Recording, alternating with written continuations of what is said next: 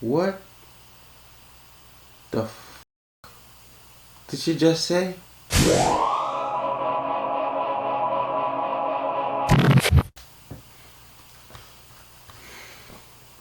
What up, big dog? How you living, gangster? Look, don't get me wrong, bro. I'm excited to be back. I'm fucking excited, but I'm also exhausted, bro. I'm tired. That nigga been working. So quick react for the night. All in the Family and incest story.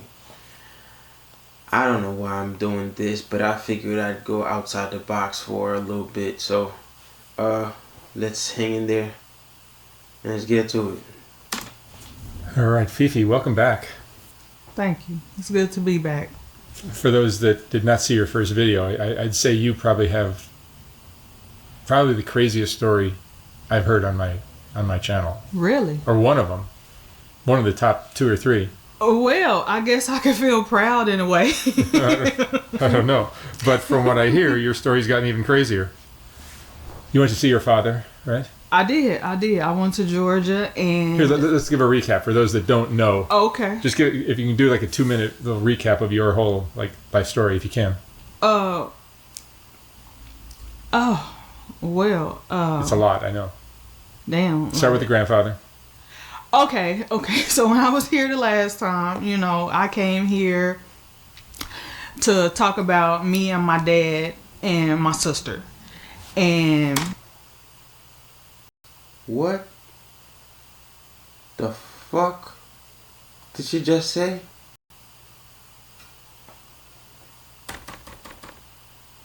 Yeah, for those that don't know. Okay. Just if you can do like a 2-minute little recap of your whole life story, if you can.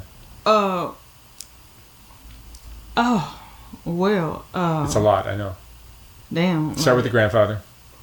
Okay. So when I was here the last time, I came here to talk about me and my dad and my sister.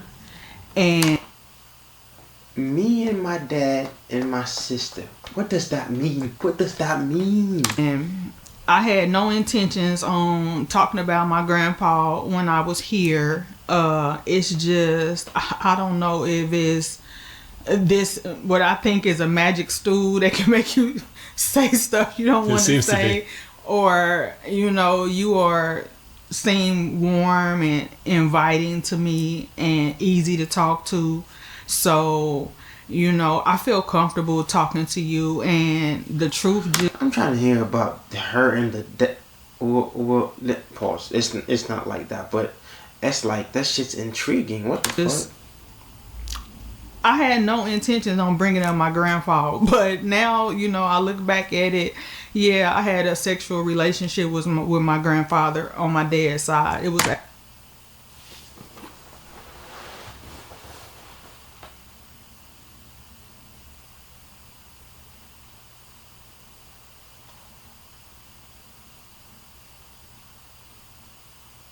Am I gonna do this shit?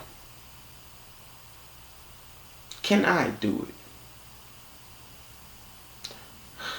Well, fuck it. We're already in it.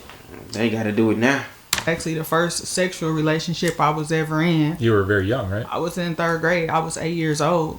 And so that came out, when I was here last. And that shocked me. And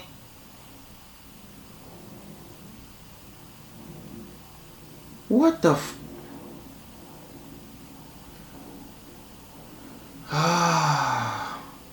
you see, bro, this is why it's hard for me to trust people around my kids, my nigga, even my own family members. Cause you never know who be doing some stupid shit like this. What the fuck? And I never talked to nobody about it. I feel like some secrets should just be secrets. And my grandpa Nick was definitely a big secret for me. And I do want to touch more on it at the end of this. But to catch people up, I came on here. I talked told everybody how me just reaching out to my dad, trying to have a father and daughter relationship, we kind of fell in love with each other over the phone, over FaceTime.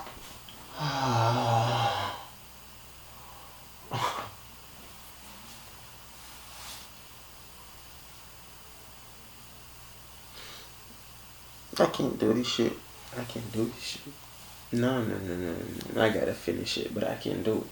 I can't do this shit. I can't. No, I can't. I gotta finish it. No. Because you guys didn't really have much contact throughout your childhood? No. From the time I was 4 years old was the last time I seen him. And I didn't see him again until I seen him speaking at the White House in around...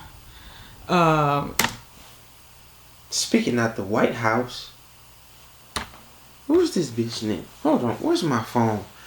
What's this girl name? Fifi. 2011 or 12 or something like that. Your father works in recovery, and there was some... Yeah, he works in recovery. There was some event at the White House? Yeah, and he did some kind of speaking engagement there. And at the time, I was Muslim. I was married. And I was just at home in the Midwest and seen this news come on. And my dad's name was there. And he was at a podium at the White House. And so... I was an adult, and that's when I reached out to him. But we just didn't come together. We didn't mesh. We really didn't form nothing at that time. And so I lost touch with him again.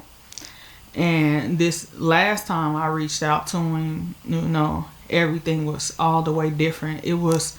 To me, now that I look at it, it wasn't like this time I was reaching out to my dad. It was more kind of like meeting a guy like on a dating app or something and dating him. I don't know how people do right now in 2025, but when I was growing up in the 90s, you would get somebody's phone number and you would call them on the phone and talk to them.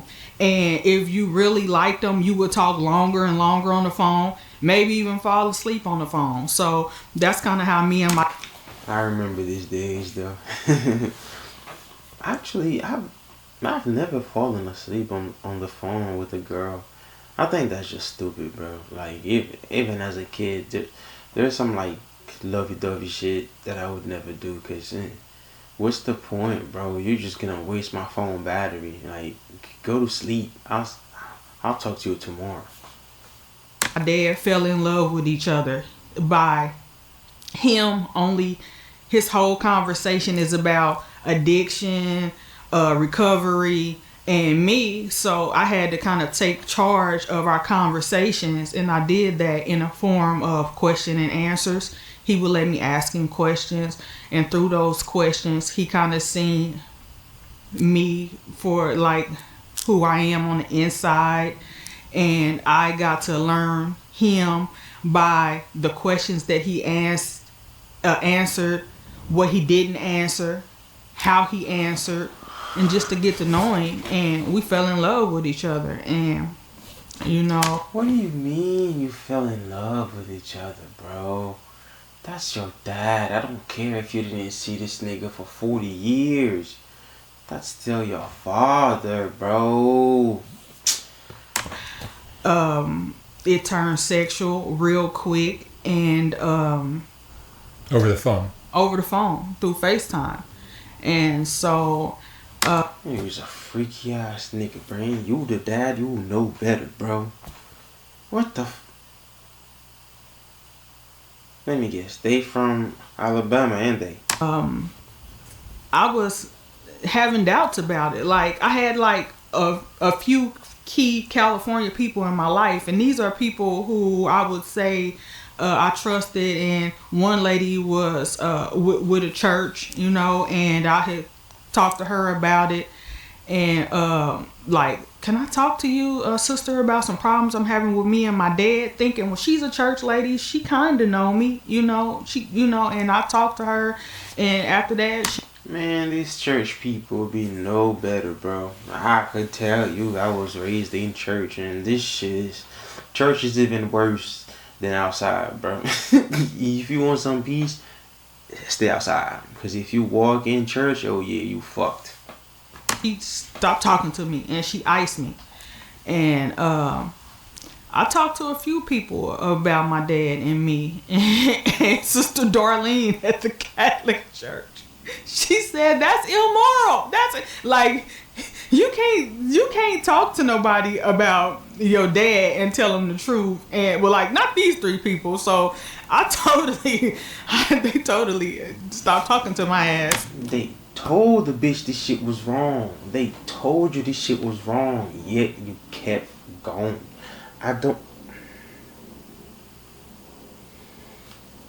We listen. We don't judge. You know, so I did a little bit, like I was doing it, but I didn't really like it, and I really didn't want to stop because I knew before it was real. I didn't like it, but I really didn't want to stop. Right. Really hard for me to connect with him. So as a young girl, you always wanted the love of your father. Whoa, yeah. I just really, I think I really needed my dad. I used to hate people who had dads. Damn. You see the hurt? You see how she stumbled upon her words to let it out? Like, this little girl, this woman or little girl, I don't know, whoever the fuck she is, hey, she got daddy issues, bro. And that little motherfucker took advantage of that. And that's the part that pisses me off, bro. And, you know, it made me hate my mom because she was the only one there. And that my mom came up and I didn't even mean to talk about her. And the last time I was here because... But I did, and part of my message to my mom was, I'm sorry I was so fucking mean to you my whole life growing up from 4 years old up until the present day right now. I'm sorry about that, and I apologized to her on this show about it. And so, yeah, I'm going to talk about her later too, but because this show, you know, I'm working on myself and my family, and this what I call, you know, the soft white underbelly. I call it TV. I call it YouTube TV. I call it a TV show because I watch it on, you know, on TV. Mm-hmm. So that by me trying to fix my family, and this show definitely helped me. It helped me in a lot of ways, good and bad. And so, well, you're gonna tell us what's happened recently with you and your father, but I'll probably have to censor out parts of it just to keep people from ending up in prison. Please do. Don't tell me to censor the shit out, Mark. Yeah, that's a good idea. So don't censor. You can just tell whatever you want. Don't censor this shit, bro. I want to hear it. Come on, bro. Don't be on the bullshit, nah, bro. You was doing good. Say and give me the tea, boss, man. Let it out. I'll edit out everything that needs to be edited out. Thank you. And we can use our imaginations. Thank you, okay? Because so to come up to present day, when I left here, when I left this studio, it was like I couldn't remember it. That's just recent.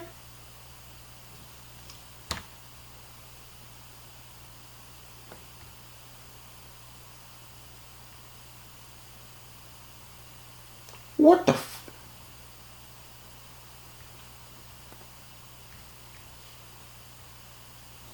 The page posted a comment a day ago. I mean, they just posted this shit, so she's still fucking her pops. I couldn't remember what you was doing during it. I couldn't remember like half the fucking interview, but I'm happy it was like that because I think the truth just comes out like that. I think when I left here, but when I got home, whoa, it sunk in.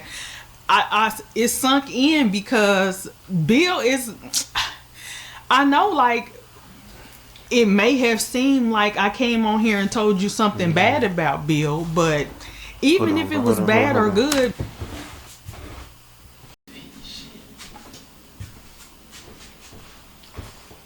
You wanna say hi? Say hi. Bill was like the only person who called me, like the only person who I can call. Nah, I can't do that, bro. I can't do that. Gotta go put my little man to bed. Say bye, bye. Say bye, bye. Come on. Peace out.